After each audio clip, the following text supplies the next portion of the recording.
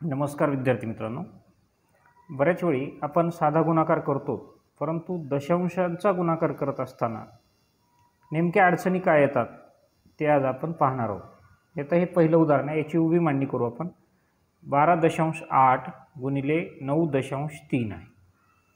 मग हे उभी मांडणी केली असताना 12.8 गुणिले 9.3 अशा पद्धतीने उभी मांडणी आपण केली. दशांश एकाखाली एक आलेला आहे, नाही आला तरी तिचं एवढं काही हे नाही. 3चा पाडा 8 पर्यंत, 3 8 24ला 4, हातचे आले 2. आजचे आपण बाजूला लिहिले किंवा समोरच्या डोक्यावर लिहून दिले, काही फरक पडत नाही. 3 दोन्ही 6 आणि हातचे 2 7 8. आता 3चा पाडा 1 पर्यंत, 3 1 3. एककाने पूर्ण संख्येला गुणाकार केला, एककाच्या खाली आपण 0 दिलं. आता 9 परत तिन्ही संख्येला गुणूया आपण. 9 8 72, 72ला 2, हातचे आले 7. 9 2 18 आणि 7 25, 25ला 5, हातचे आले 2. 9 1 9 2 10 11. आता यांची बेरीज करू. दशांशाचा इथं कुठंही काही संबंध येत नाही गुणाकार करताना. शेवटी उत्तराच्या वेळी याचा विचार करावा लागतो गुणाकारात. 4 आणि 0 4, 8 आणि 2 10ला 0, हातचा 1. 5 आणि 3 8 आणि हातचा 1 9. 1 1 1 1. आता पहा, दशांशाच्या बाहेर उजव्या बाजूला किती स्थळं आहेत? इथं एक, इथं एक, म्हणजे दशांशाच्या बाहेर 2 स्थळं आहेत, इथं इथं वरून खाली. मग उत्तरात सुद्धा 1 2 स्थळाच्या नंतर आपण दशांश द्यायचा. आणि याचं वाचन जे आहे ते कसं केलं जातं? 119.04. कारण दशांशाच्या नंतर समजा हे 14 असतं तर त्याला आपण 1 4 असं म्हणलं असतं. त्या पद्धतीने इथं आपण 0.4 म्हणतो. आता हे दुसरं उदाहरण आहे. 2.5 गुणिले 4.1 उभी मांडणी केली. 1चा पाडा 5 पर्यंत, 1 5 5, 1चा पाडा 2 पर्यंत. एककाने गुणाकार केला, खाली 0 दिलं. 4चा पाडा 5 पर्यंत, 4 पंचे 20ला 0, हातचे 2. पुढच्या डोक्यावर लिहिले तरी चालते. 4चा पाडा 2 पर्यंत, 4 2 8 आणि 2 9 10. आता यांची बेरीज आपण करू. 5 आणि 0 5, 2 आणि 0 2, 0 0 1. इथं सुद्धा दशांशाच्या उजव्या बाजूला 1 2 अंक आहेत. इथं दशांशाच्या बाहेर 1 आणि इथं दशांशाच्या बाहेर, म्हणजे 2 अंक आहेत. 2 स्थळानंतर आपण दशांश दिला. 10.25. मी याला तुम्हाला याचं वाचन करायला सांगितलं होतं की कसं करायचं. दशांश स्थळाच्या नंतर जे अंक येतात त्याला आपण एका एका अंकामध्ये काउंट करायचं असतं. तिसरं उदाहरण आहे.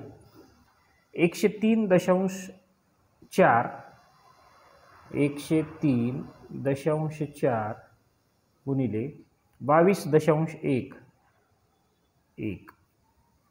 एककाखाली एकक, दशकाखाली दशक, शतकाखाली शतक अशा पद्धतीची मांडणी आली पाहिजे. मग 1चा पाडा 4 पर्यंत, 4 1 4, 1 3 3, 1 0 0, 1 1 1. कोणत्याही संख्येला 1 ने गुणलं तर गुणाकार तीच संख्या येते. आता एककाने गुणाकार केला, एककाच्या खाली 0 लिहिलं. बेचोक 8, बेत्रिक 6, बे0 0, बे1 2. आता एकक दशक 2 संख्येनं गुणाकार केला. आता शतकाने गुणाकार करायचा. मग शतकापासून पुढे लिहायला सुरू करू आपण. एकक दशकच्या खाली 0 दिला. आता बेचोक 8, बेत्रिक 6, बे0 0, बे1 2. आता यांची बेरीज करून घेऊ आपण. 4 आणि 0 4, 8 आणि 3 11ला 1, हातचा आला 1. 8 आणि 6 14, 14 आणि हातचा 1 15, परत हातचा 1 आला. 6 आणि 1 7 आणि हातचा 1 8, 2 आणि 0 2च, परत 2. आता इथं सुद्धा 2 स्थळानंतर दशांश आहे. याच्या बाजूला 1 2 1 2, 2 स्थळानंतर आपण दशांश दिलेला आहे. 2285.14 अशा पद्धतीचं याचं उत्तर आलेलं आहे.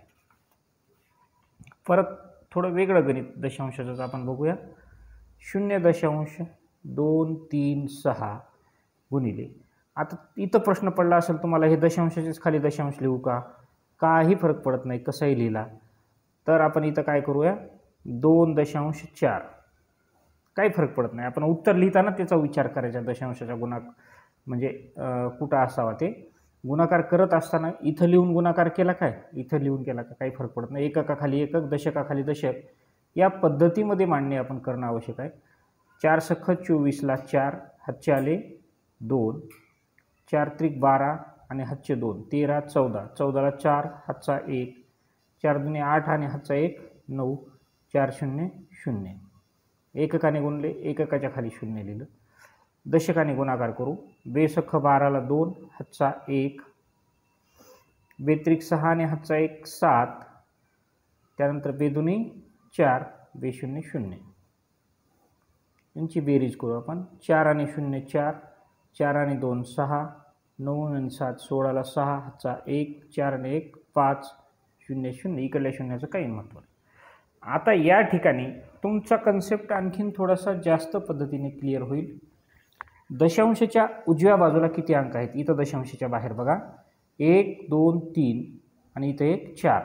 मग याच बाजूला उजव्या बाजूला 4 स्थळं सोडून दशांश द्यायचा असतो आपण. 1 2 3 4 हे 4 स्थळं सोडून दशांश दिला म्हणजे याचं उत्तर आलं 0.5664. याला 5664 म्हणायचे नाही. दशांशाच्या नंतरचा जो अंक आहे त्याचं वाचन इंडिव्हिज्युअल म्हणजे एक एक अंक पद्धतीने आपण करावं लागतो. आता यावरच आधारित एक शाब्दिक उदाहरणामध्ये याचा वापर कसा होतो ते सुद्धा आपण पाहू. एक उदाहरण आपण 2 छोटे छोटे उदाहरणे घेतलेले आहेत, ते उदाहरण आपण पाहू. अमरने 120 किलोग्रॅम तांदूळ 48.5 रुपये दराने खरेदी केला. दर म्हणजे भाव. 1 किलोचा भाव होता 48.5 रुपये. 48.5 म्हणजेच 48 रुपये 50 पैसे ह्याचा असा ह्याचा अर्थ होतो. मग खरेदी केला तर तो दुकानदारास किती रुपये देईल. एकूण तांदूळ किती आहे. आता असं शाब्दिक उदाहरण आल्यानंतर काय करायचं असतं, मग दर बरोबर 48.5 रुपये एकूण खरेदी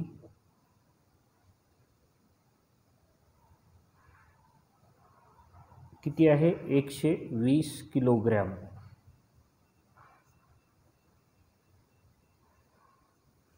आता मग 1 किलोला 48 रुपये 50 पैसे तर 48.5 तर 120 किलोला किती.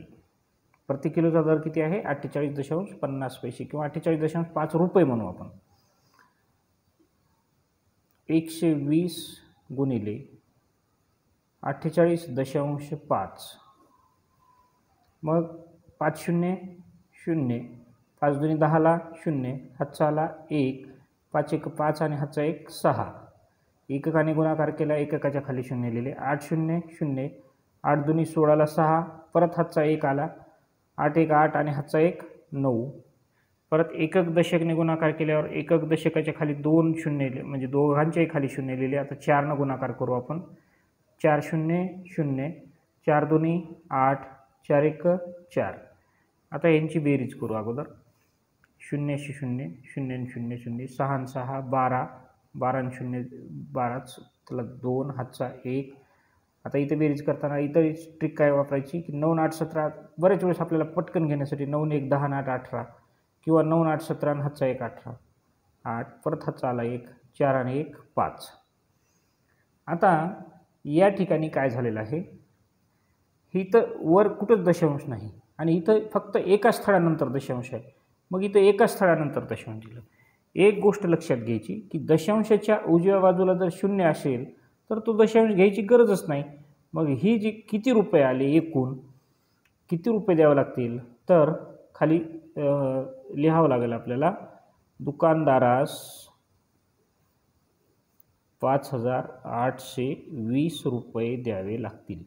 20.0 लिहायची गरज नाही, पुढं द्यावे लागतील. झालं. आणखीन एक उदाहरण आपण अशाच पद्धतीचं घेणार आहोत. 34.7 रुपये दराने 123 किलोग्रॅम गव्हाला किती रुपये लागतील. गहू किती आहे, गहू 123 kg म्हणजेच किलोग्रॅम. दर काय आहे प्रति किलोचा 34.7 प्रति किलोग्रॅम एका किलोला. प्रति किलो म्हणजे एका किलोला. मग 123 किलोचे किती रुपये होतील? याला गुणाकार करायचा सरळ सरळ. 123 गुणिले 34.7. हा दशांश इथं राहिला तरी काही फरक पडत नाही. अशा पद्धतीने लिहिला. नाही तुम्हाला दशांशासाठी कुठेही वेगळी जागा सोडायची काही आवश्यकता नाही. 7चा पाढा 3 पर्यंत. 7 त्रिक 21ला 1, हातचे आले 2. 7चा पाढा 2 पर्यंत. 7 दोन्ही 14, 14 आणि हातचे 2, 15, 16, 16ला 6, परत हातचा 1, 7 1 7 आणि हातचा 1 8. विद्यार्थी मित्रांनो पहा, एककाच्या खाली एकक, दशकाच्या खाली दशक, शतकाच्या खाली शतक हे फार आवश्यक आहे गुणाकारामध्ये. आता एकक संख्येनं वरच्या सगळ्या संख्येला आपण गुणाकार केला, एककाच्या खाली आपण 0 दिले. कुठं बेरीजचं चिन्ह घ्यायला सांगतात, इथं लिहितात वेगवेगळ्या ठिकाणी, काही फरक पडत नाही. फक्त की लेखन जे आहे पुढच्या पाड्याचं दशकाचं दशकापासून पुढं सुरुवात झालं पाहिजे. आता शतकाने गुणू तेव्हा शतकापासून पुढं झालं पाहिजे. 4चा पाढा 3 पर्यंत. 4 त्रिक 12, 12ला 2, हातचा 1, पुढच्या डोक्यावर दिला. 4 दोन्ही 8 आणि हातचा 1 9, 4 1 4, हातचा आलाच नाही. आता एकक दशक दोन्हीनं गुणलं, मग एकक दशकाच्या खाली 0, शतकापासून शतकाचं लेखन सुरू करून. काय होतं असं का बरं? कारण या शतकाने एककाला गुणलं, मग येणारी संख्या ही शतक असते, म्हणून ती शतकापासून लिहायला पुढं सुरू करायची असते. म्हणजे हे 0 घेण्याचं कारण काय? 3 त्रिक 9, 3 दोन्ही 6, 3 1 3. आता यांची बेरीज 1 आणि 0 1, 6 आणि 2 8, 9 9 18, 18 आणि 8 26ला 6, हातचे आले 2, 6 आणि 4 10 आणि हातचे 2, 12ला 2, हातचा आला 1, 3 आणि 1 4. आता इथं फक्त एका स्थळानंतर दशांश आहे, वर कुठंच दशांश नाही. दशांशाच्या उजवीकडे एकच अंक आहे, वरच्या आणि खालच्या म्हणून, वर तर नाहीच. त्यामुळं उजवीकडे एक स्थळ सोडून आपण दशांश द्यायचं. 4268.1 एवढे रुपये म्हणजे आपल्याला त्या दुकानदारास द्यावे लागतील.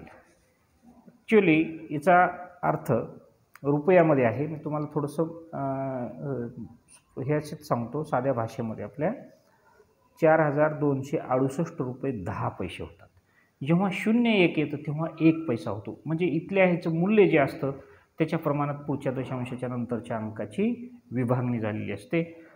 तर आपण गुणाकार आणि दशांशाचा गुणाकार अशा पद्धतीने आज काही उदाहरणाच्या माध्यमातून आपण या ठिकाणी अभ्यास केलेला आहे.